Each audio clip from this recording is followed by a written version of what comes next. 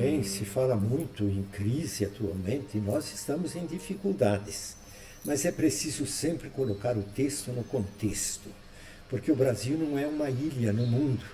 Nós estamos, no fundo, numa crise do regime, do sistema capitalista liberal, que atinge muitos países. Não precisamos ir muito longe.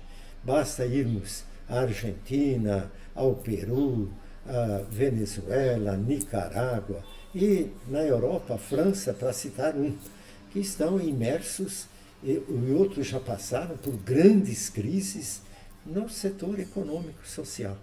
E nós temos também as nossas crises. Não é a maior na nossa história. Basta a gente lembrar o que o povo brasileiro passou na Segunda Guerra Mundial, de 39 a 45, e na Grande Recessão de 1929. E depois, quem como eu viveu o tempo árduo de chumbo da ditadura civil-militar, sabe o quanto o povo brasileiro sofreu, no aspecto político, no aspecto econômico e assim por diante. Hoje nós estamos também vivendo uma crise, muito desemprego, o povo continua amargando num salário que é uma vergonha, diante de salários poupudos de elites, de marajás, que muitas vezes recebem 30 mil, 40 mil, no poder judiciário, poder executivo, no poder legislativo, ao passo que um trabalhador de salário mínimo está recebendo R$ 965 por mês. Nós não podemos nos acostumar com esses desmandos do sistema capitalista liberal. E ninguém me acuse de vermelho, de estar com tendências marxistas e assim por diante. A própria doutrina social da Igreja anuncia veementemente que nós precisamos caminhar para uma verdadeira democracia, não somente do voto, mas em que o povo possa participar nos diversos conselhos de bairro, associação de bairro, conselho de saúde, nas escolas e assim por diante. E também participar numa economia solidária e não uma economia que vai fazendo de pequenos grupos cada vez mais ricos à custa do sofrimento de multidões que não têm segurança pública, que não têm salário justo, não têm trabalho, não têm saúde, não têm escola. Então, é preciso também que no atual momento os poderes sejam respeitados. O poder político é preciso que respeitemos os partidos, é preciso que o poder judiciário seja realmente respeitado, poder executivo, e que os poderes fiquem nos seus limites.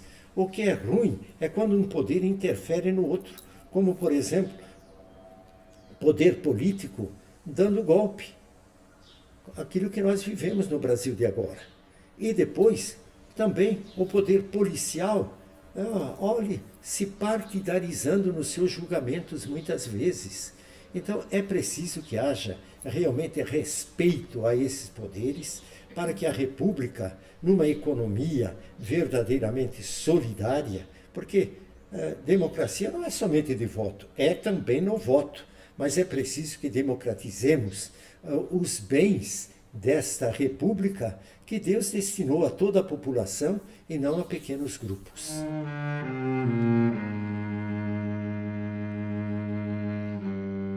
Não, sinceramente não, porque em 64, o que houve uma organização, uma orquestração, o mundo estava bipolarizado. De um lado, o capitalismo liberal e de outro lado, o comunismo. Agora, nós estamos, então, num outro nível, numa outra época, e que não há clima para um domínio maior, se bem que sempre corremos o risco. Há uma tendência fascista, há uma tendência realmente, olhem, de mascarar, há uma hipocrisia. Fala-se tanto de democracia e nós temos que defender a democracia nos amplos campos da participação popular. A começar, insisto, da democracia dos bens, numa economia solidária. Como é que nós vamos falar em autêntica democracia quando poucos detêm todo o poder nas mãos à custa de um povo que está à margem? É preciso que haja, sim, segurança pública, que a polícia, o poder policial, seja respeitado. Nada de colocar arma, por exemplo, na mão de uma criança, ou de pensar que nós resolvemos os problemas de segurança pública armando a população, ou fazendo com que o poder militar, tão importante, as gloriosas forças armadas, elas fiquem no seu papel e que não precisem ser convocadas para os morros do Rio de Janeiro, que nós estamos sabendo que tem sido um fracasso a sua presença. De tal forma que é preciso que nós realmente caminhemos para o respeito, valorização das diversas instâncias e poderes da República e que demos um espaço cada vez maior ao diálogo, à compreensão, ao respeito ao pensamento dos outros.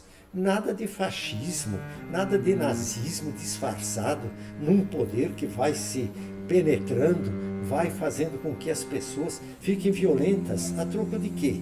Vamos respeitar o pensamento de outros e cuidar. Estamos também no segundo turno de eleições, é preciso que a gente analise os valores daqueles que se propõem a receber o nosso voto.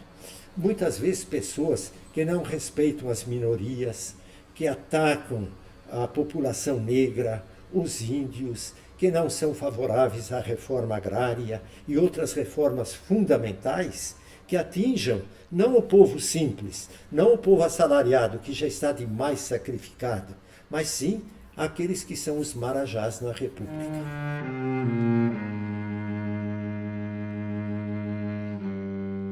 Eu respeito o voto popular. Aquilo que o povo consagrar nas urnas deve ser respeitado.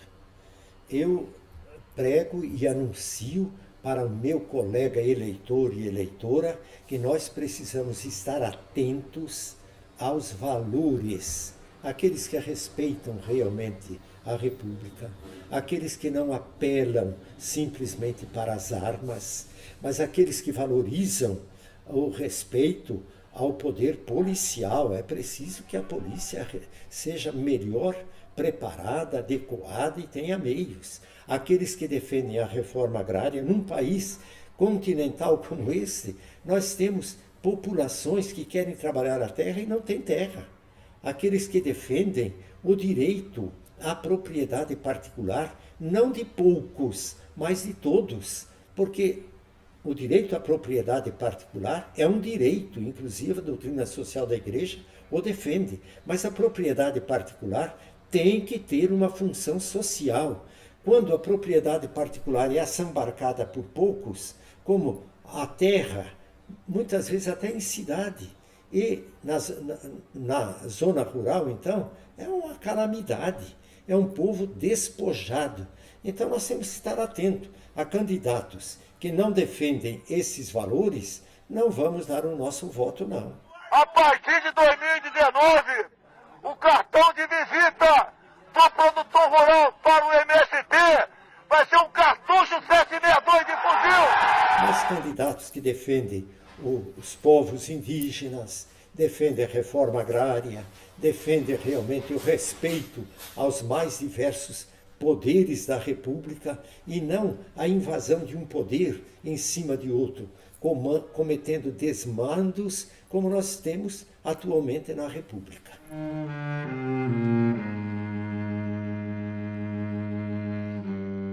É uma piada, para não dizer outra coisa, porque na realidade muitas vezes se fala no Brasil, na imprensa, em punir políticos corruptos. Eu estou de acordo. A corrupção é um mal e precisa ser combatida tenazmente e seriamente. Somente que não bastam acusações em delações para pessoas se verem livres da própria prisão, mas precisa que os acusados tenham ampla defesa e que apresentem realmente argumentos dados para que eles possam ser presos, no caso, depois de julgamento justo, e não de precipitação. A imprensa está a serviço, a grande imprensa, está a serviço do poder econômico. Ela defende simplesmente não os interesses da verdade, da verdadeira democracia, mas os interesses dos grupos econômicos. E quem está mandando e desmandando é o poder econômico. Por exemplo, um político é corrompido, mas é corrompido por quem? Pelo poder econômico. Então esse poder econômico é que é preciso ser levado também a julgamento e não ficarmos simplesmente no fim da corrupção. E depois que aqueles que corrompem, eles sejam exemplarmente punidos. Olha, aqui no Brasil atual, a polícia tem uma pressa de prender certos políticos e deixam outros que têm acusações gravíssimas em plena liberdade. Mas que justiça é essa? É claro que parte do poder policial também foi partidarizado. Isso nós não podemos admitir numa república que se preze.